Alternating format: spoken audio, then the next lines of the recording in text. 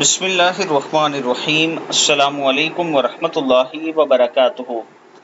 رات سونے سے پہلے گناہوں کی معافی۔ رسول اکرم صلی اللہ علیہ وآلہ وسلم نے فرمایا، جو شخص بستر پر جاتے وقت 3 بار یہ کلمات پڑھے تو اس کے گناہ بخش دیے جاتے ہیں، بے شک سمندر کی جاگ کے برابر ہوں، یا درخت کے پتوں یا ریت کے ٹھیلوں کے برابر ہوں، یا دنیا کے دنوں کے برابر ہوں۔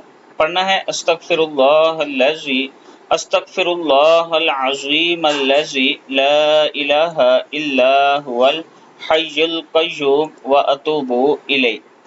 پھر قرآن پاک کی کوئی بھی سورہ پڑھیں۔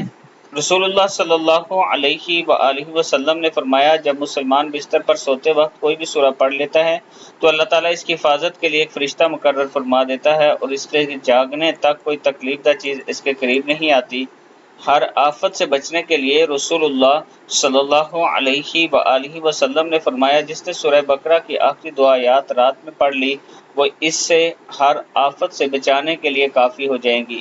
یعنی اگر رات کو آپ سورہ بقرہ کی آخری 2 آیات آمن الرسول سے پڑھ لیتے ہیں تو ہر آفت سے آپ بچ جائیں گے۔ اللہ تعالی ہم سب کو اس پر عمل کی توفیق